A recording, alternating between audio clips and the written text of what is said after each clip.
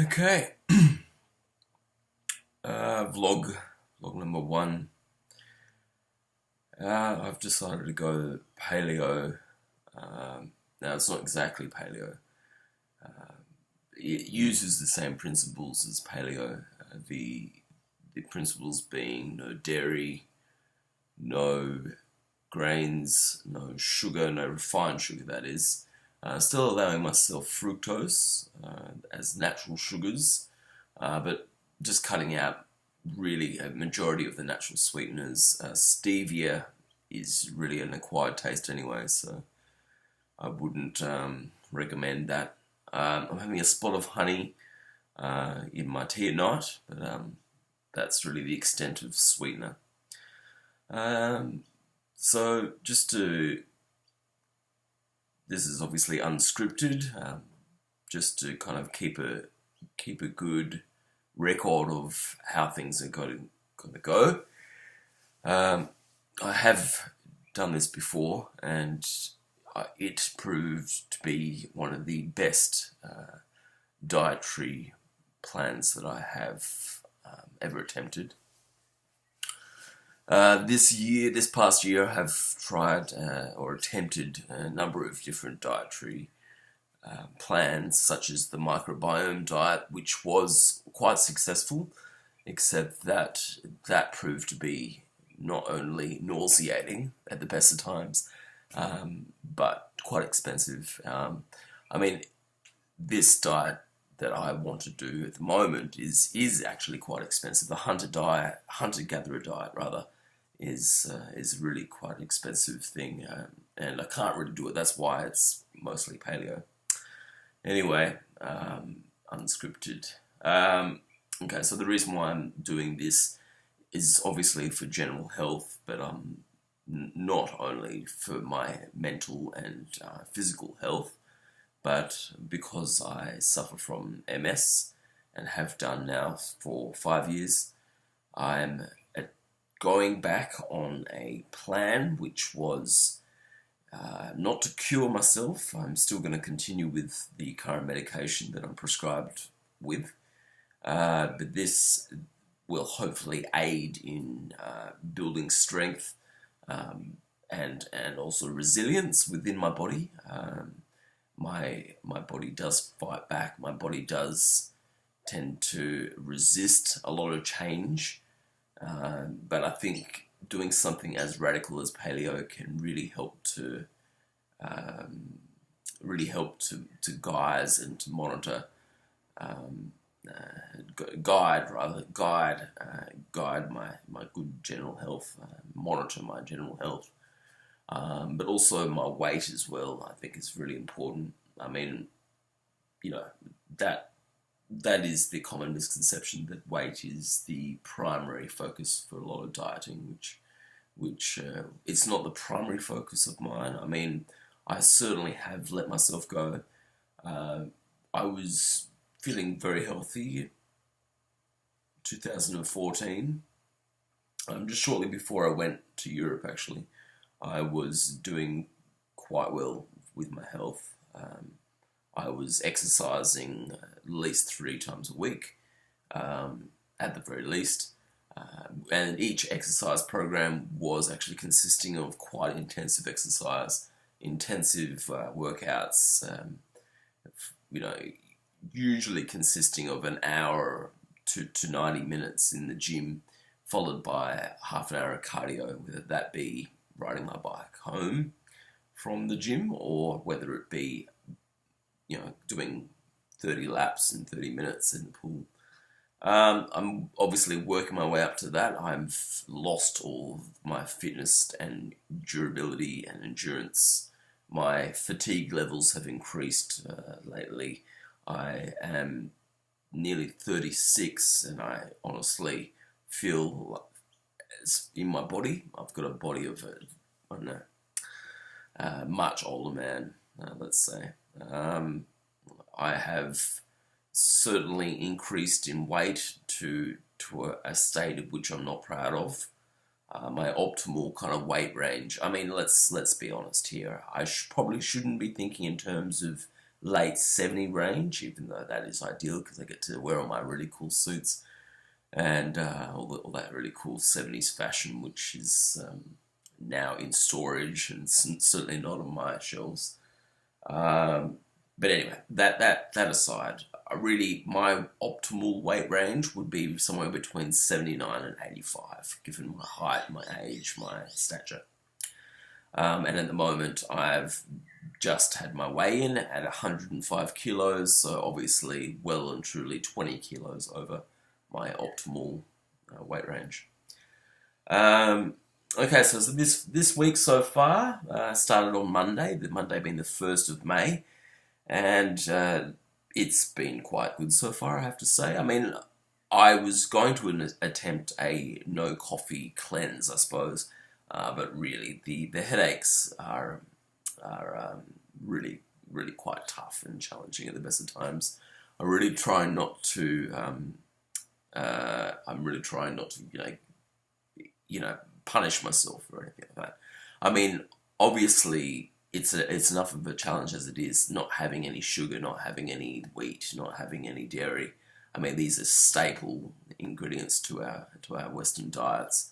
But for me personally, I really just I struggle with the certain things that I can't cut out. You know, I can make do without dairy because there are wonderful dairy substitutes. I can make do without wheat, certainly in the short term. I mean, I'll probably slowly start to reintroduce a few grains, not a great deal, but certainly brown rice. Stir fries just aren't the same without a bit of rice.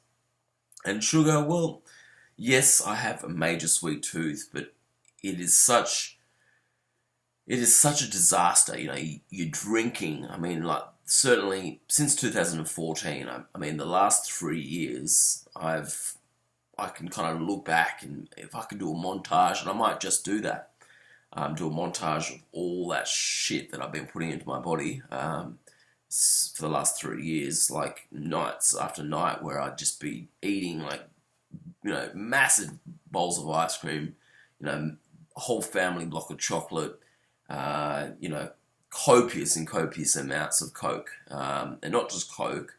My particular favourite is just the Woolworths variety of cola. I mean, it reminds me of Bondi Cola, and I wish it was Bondi Cola. I mean, it probably would have given me greater benefits having Bondi Cola, which was, for those who aren't aware, that was a really natural drink back in the 80s. I think it was a drink I loved as a child. Anyway, but the cola, yes, at least a couple of litres of that a week. I mean, that's a lot of sugar. And if any of you have read Gillespie's book, Why Sugar is Making Us Fat, or Sweet Poison, you'll know that sugar really is the stuff to avoid.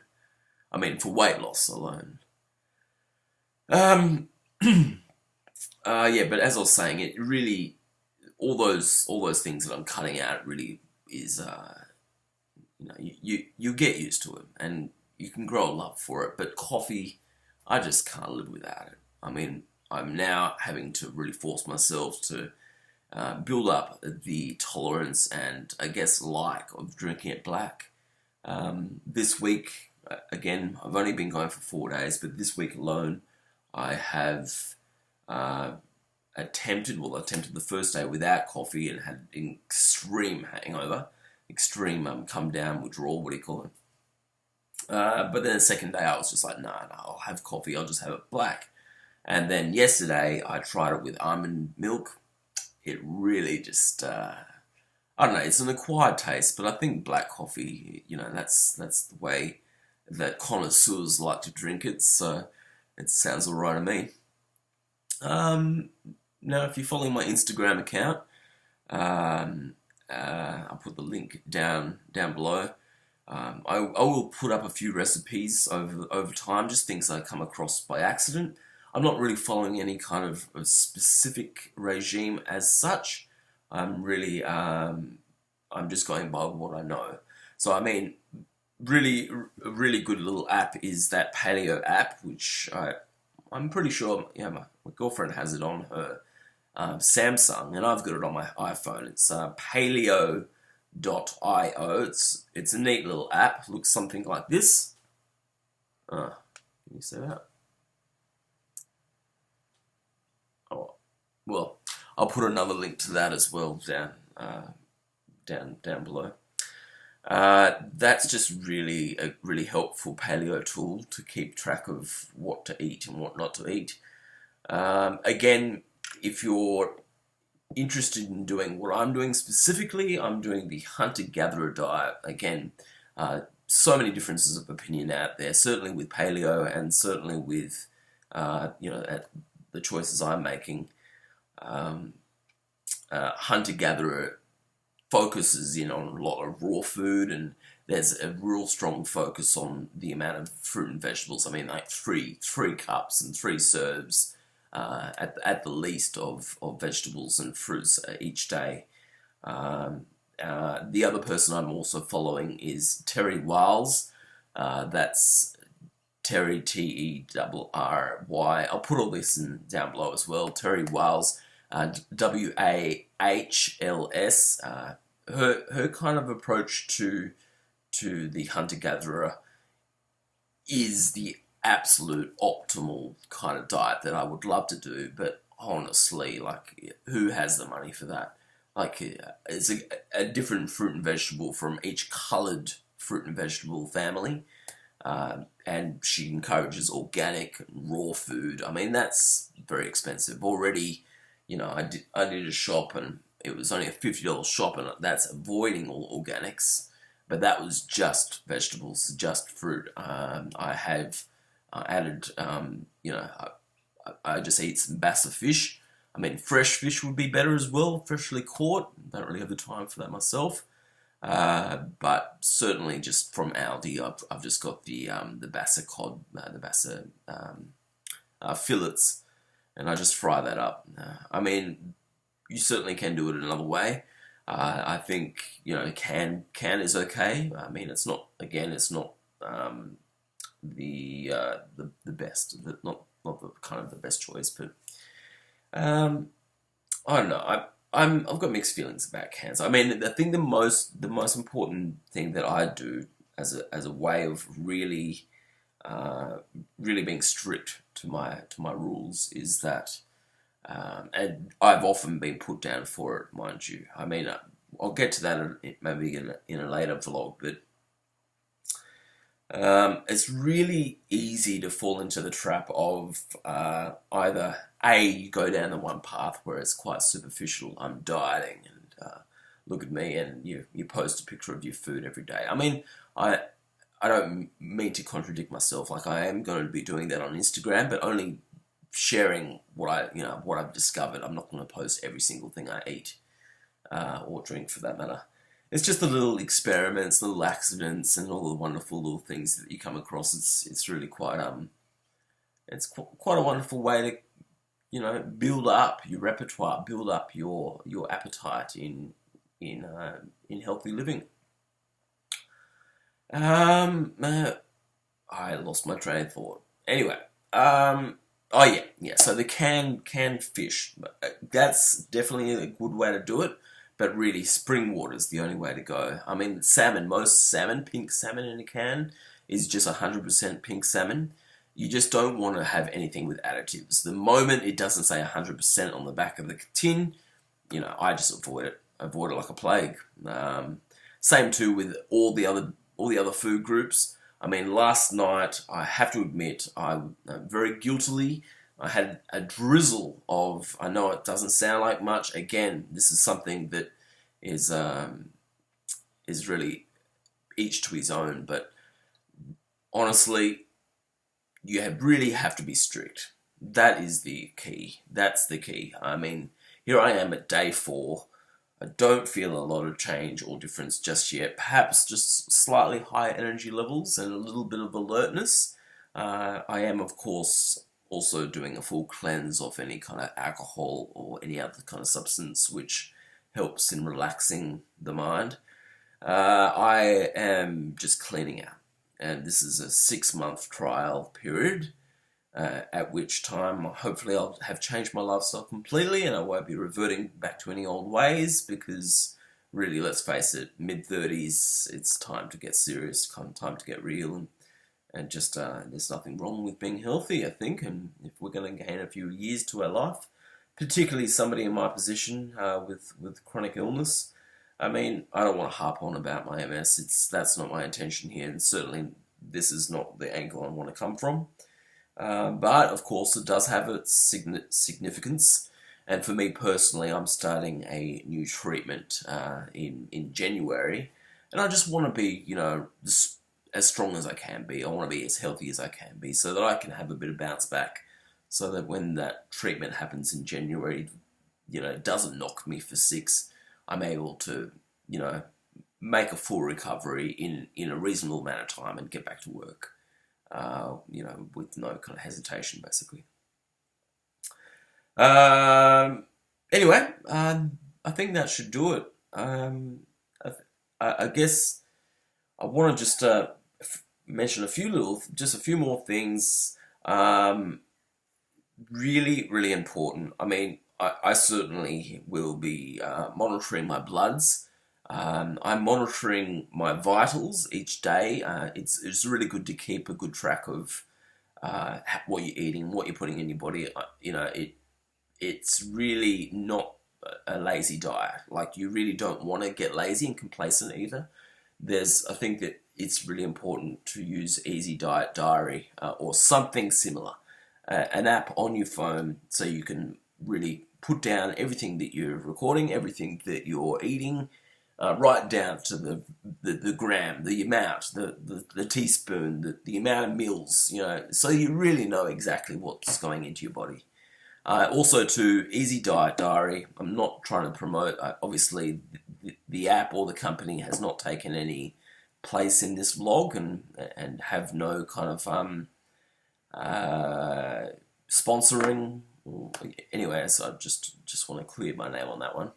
But I do recommend them. I find them very concise. It's Australian. It has a good range of